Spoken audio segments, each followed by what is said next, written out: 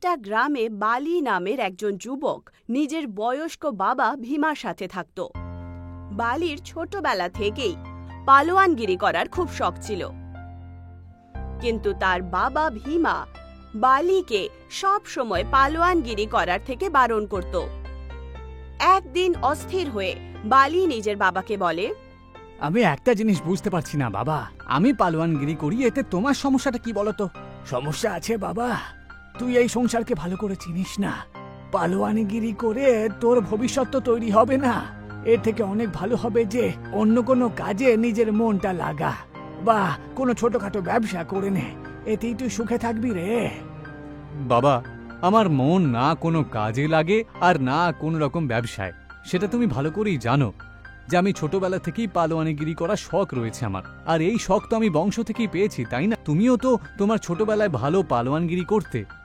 হ্যাঁ, এটা ঠিক যে আমি আমার যৌবনকালে আমার গ্রামের নামি দামি পালোয়ান ছিলাম। আমাকে কেউ আখাড়ায় হারাতে পারতো না, বুঝলে? কিন্তু তার পরিবর্তে আমি কি পেয়েছি? অভাব, অনটন। আরে আজকে তো আমি নিজের পায়ে হাঁটতেও পারি না বাবা, তাই তোকে আমি এরকম বাঁচতে দেব না। তোকে আমি রক্ষা করতে চাই বাবা। বাবা, তোমার কি হয়েছে বলো তো? আমি আমার গ্রামে আরো বয়স্ক বাবাদের দেখেছি যে তাদের ছেলেদেরকে সে আখাড়ায় লড়ার জন্য শিক্ষা দিচ্ছে, কিন্তু তুমি এমন প্রথম পালোয়ান আমি দেখছি যে তার নিজের ছেলেকে পালোয়ানগিরি করতে বারণ করছে। আমি যদি তোমাকে আটকাচ্ছি বাবা, তাহলে তুমি কেন বুঝছো না তার পেছনে কোনো বিশেষ কারণ আছে? কি কারণ থাকতে পারে? আর সত্যিটা এটাই যে আমি সেই কারণ জানতেও চাই না। বাবা পালনপুর গ্রামে যুগ্গান পালোয়ানের ছেলে কালিয়া আখাড়ায় কুস্তি লড়ার জন্য আমাদের গ্রামে এসেছে, আর গত 3 দিন ধরে কোনো পালোয়ান কালিয়াকে কুস্তিতে হারাতে পারেনি। বাবা, কালকে আমি ওকে চ্যালেঞ্জ করেছিলাম, আর আজকে আখাড়াতে আমি ওর সাথে কুস্তি লড়ার জন্য যাচ্ছি। কি, পালমপুর গ্রামের যুগ্গানের ছেলেও পালোয়ান হয়ে গেছে? আমার কথা শোন বালি, এখনো সময় রয়েছে, তুই যাস না। ভীমার কথা শুনে নিজের বাড়ির বাইরে চলে যায়। ভীমা বালিকে আটকাতে থাকে, কিন্তু বালি ভীমার একটা কথাও শুনল না। ভীমা একটা বিকলাঙ্গ লোক ছিলেন, কিন্তু নিজের যুবক অবস্থায় ভীমাও একজন পালোয়ান ছিলেন, আর তখন তার পা একদম ঠিক ছিল। কিছুক্ষণের মধ্যেই বালি আখাড়ায় পৌঁছে যায়। আখাড়ায় অনেকগুলো লোক বালির অপেক্ষায় ছিল। গ্রামের প্রধান বালির দিকে তাকিয়ে বলেন, তোমার অপেক্ষাই তো করছিলাম বালি, আমি তো ভেবেছিলাম যে তুমি আসবে না। তা আপনার এমনটা কেন মনে হলো প্রধান মশাই? আমরা সবাই জানি যে তোমার বাবা ভীমা তোমাকে আখাড়ায় যেতে বারণ করে, তাই ভাবলাম যে হয়তো তোমার বাবা আবার তোমাকে আখাড়ায় যেতে বারণ করে দিয়েছে। এমনিতে আমি কখনো আমার বাবার কথায় অমত হই না প্রধান মশাই, কিন্তু আজকে প্রশ্নটা হচ্ছে আমাদের গ্রামের সম্মানের, আর দ্বিতীয় আমার মান সম্মানেরও। তোমার কাছ থেকে আমি এটাই আশা করেছিলাম। কালিয়া অনেকক্ষণ ধরে তোমার জন্য অপেক্ষা করে রয়েছে, কালিয়াকে ধুলোয় একেবারে লুটোপুটি খাইও। প্রধানের কথা শুনে কালিয়া বালির দিকে দেখে হাসতে হাসতে বলে ওঠে, আমি লড়াই করছি প্রায় 5 বছর হয়ে গেল, আর যতদূর আমি জানি তুমি প্রথমবার আখাড়াতে কুস্তি লড়াই করছো। তোমার কাছে এখনো সময় আছে, চুপচাপ আমার কাছে ক্ষমা চাও আর এখান থেকে ফিরে যাও। আমি কাউকে কিচ্ছু বলবো না এই ব্যাপারে। ক্ষমা তো কিছুক্ষণ পরে তুমি আমার কাছে চাইবে, আর এটাই ভাববে বালির চ্যালেঞ্জ তুমি অ্যাকসেপ্ট না করলেই ভালো করতে। আমি তোমাকে তোমার ভালোর জন্যই বোঝাচ্ছিলাম, এখন যা তোমার ইচ্ছে। কালিয়া আর বালির মধ্যে কুস্তি শুরু হয়, কিন্তু কিছুক্ষণের মধ্যেই কালিয়ার অহংকার একেবারে ভেঙে যায়। বালি কালিয়াকে 2 মিনিটেই হারিয়ে দেয়। কালিয়া খুব বাজেভাবে হেরে যায়। হারার পর কালিয়া রাগের চোটে বালির দিকে তাকিয়ে বলে, আজকে প্রথমবার আমি হেরে গেছি। আমি এই হারকে কোনো রকম ভাবেই সহ্য করতে পারছি না, কারণ আমি এটা কিছুতেই মেনে নিতে পারছি না যে যে আমাকে আজকে হারিয়েছে সে একজন নবগত। তোমার নজরে নবগত হতে পারে কালিয়া, কিন্তু শরীরের মধ্যে আমাদের গ্রামের পালোয়ান ভীমার রক্ত বইছে।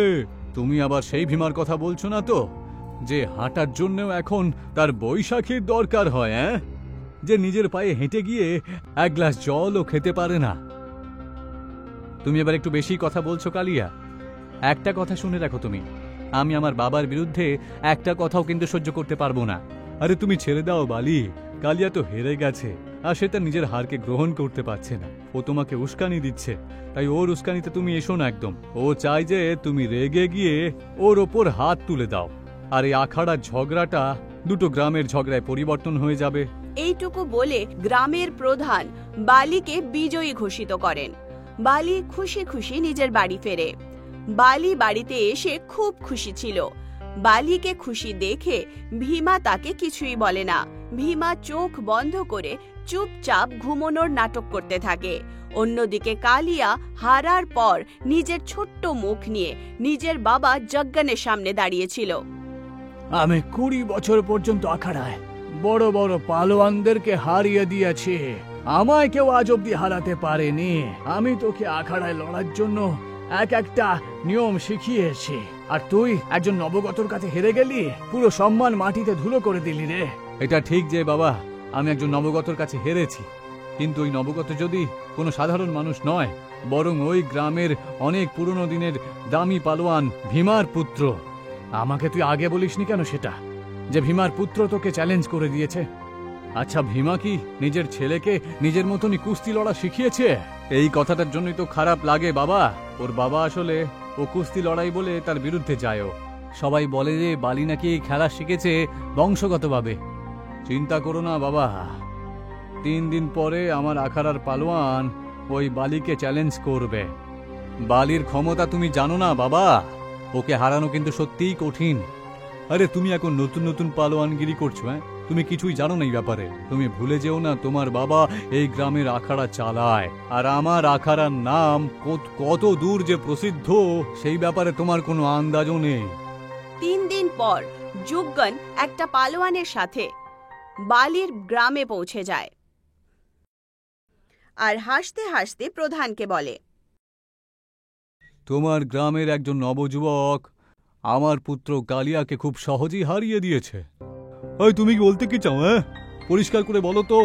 আমার পালোয়ান বালিকে চ্যালেঞ্জ করছে। ও বলতে চাইছে যে যদি সত্যি একজন বালি পুরুষ হয়, তাহলে আজকে দুপুরের মধ্যে এসে এর সাথে কুস্তি লড়ুক, না হলে চুরি পরে নিজের বাড়িতে বসে থাকুক। এইটুকু বলে জগ্গন পালোয়ানকে নিয়ে ওখান থেকে চলে যায়। প্রধান সঙ্গে সঙ্গে বালির কাছে পৌঁছান আর তাকে সমস্ত ঘটনা বলেন। ঠিক আছে প্রধান মশাই, আমি দুপুরের মধ্যে সঠিক সময়ে আখাড়াতে পৌঁছে যাব। প্রধান ওখান থেকে চলে যায়, কিন্তু বালি জানতই না যে প্রধান আর এই কথাটা ভীমা দরজা থেকে চুরি করে শুনছিল। বালি দুপুরবেলা যাওয়ার জন্য তৈয়ারি করছিল। তক্ষুনি ভীমা বালিকে বলে, এটা যুগনের চাল বালি, ওর জালে পা দিও না তুমি। ও তোমাকে এখানে চ্যালেঞ্জ করতে নয়, বরং তোমার থেকে প্রতিশোধ নিতে এসেছে। আমি যুগলকে অনেক আগে থেকেই চিনি। তুমি কি বলতে চাও? আমি তোমাকে বলতে তো চাইছিলাম না বাবা, কিন্তু এখন সময় এসে গেছে তোমাকে সব বলার। আমার এই দুটো পাকে তুমি দেখছো তো, কোনো এক সময়ে পা দুটো ভালো ছিল। যুগল যেই আখাড়া থেকে লাখ লাখ টাকা রোজগার করে, সেই আখাড়াটা তো আমার ছিল। কি? এই ব্যাপারে তুমি আমায় আগে বলনি কেন? ওই আখাড়া যদি তোমার হয়ে থাকে, তাহলে ওই গ্রাম ছেড়ে দিয়ে তুমি এখানে কেন আসতে গেলে? অনেক বছর আগে আমার বাবা ওই আখাড়ার মালিক ছিল, তারপরে আমি ওই আখাড়ার মালিক হই। আর এই যুগল খুব চালাকি করে আমাকে উস্কানি দেয়। আমি যখন কুস্তি লড়ার জন্য আখাড়ায় নামি, তখন সবার সামনেও একটা শর্ত রাখে, যদি ও আমাকে হারিয়ে দেয় তাহলে পুরো আখাড়াটা ওর হয়ে যাবে। আমি জোয়ান ছিলাম, রক্ত গরম ছিল, ওর চালাকি আমি বুঝতেই পারিনি। যুগল চালাকি করে আমার চোখের মধ্যে লঙ্কা গুঁড়ো দিয়ে দেয়, কিছুক্ষণ পর্যন্ত আমি দেখতেই পাই না। আর খুব চালাকি করে ও আমার পা দুটোকেও সে ভেঙে দেয়, আমার আখাড়া আমার থেকে কেড়ে নেয় ও। আর আমি রাস্তায় বসি। আমি তোমাকে আর তোমার মাকে নিয়ে এই গ্রামে চলে আসি। তোমার মা এই শোক সহ্য করতে পারে না, বুঝলে? আর কয়েকদিনের মধ্যেই সে এই দুনিয়া ছেড়ে চলে যায়। তোমার মান সম্মান আমি তোমাকে ফিরিয়ে দেবই বাবা।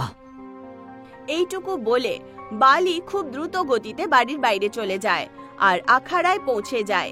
বালিকে দেখে যুগন হাসতে হাসতে বলে ওঠে, আমার পালোয়ান যদি তোমাকে আখাড়াতে হারিয়ে দেয়, তাহলে তোমার বাড়িটা আমার হবে। কিন্তু তুমি কি কথা বলছো? এটা কি করে সম্ভব? তোমার শর্তকে গ্রহণ করা হবে না। আমি রাজি আছি। বালি, এত তাড়াহুড়ো করো না তুমি। আমার বাবা আজকে আমাকে যে কথাটা বলেছে সেটা শোনার পর আমি অবাক হয়ে গেছি।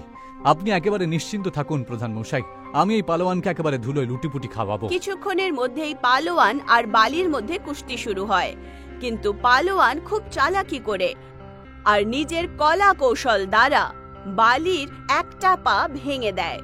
বালি প্রচন্ডভাবে হেরে যায়। যুগ্গান বালি আর ভীমাকে তার বাড়ি থেকে ধাক্কা মেরে বাইরে বার করে দেয়। বালি এক পা দিয়ে ল্যাংড়িয়ে নিজের বাবাকে নিয়ে জঙ্গলের রাস্তা দিয়ে হাঁটতে শুরু করে। আমার খুব জোরে তেষ্টা পেয়েছে বাবা, তুমি দাঁড়াও বাবা, আমি এক্ষুনি জল এনে দিচ্ছি তোমায়। বালি ভীমাকে জল দিতেই যাচ্ছিল, তক্ষুনি একজন বয়স্ক ব্যক্তি বালির কাছে এসে বলে, আমাকেও জল দাও না বাবা, আমারও খুব জোরে তেষ্টা পেয়েছে।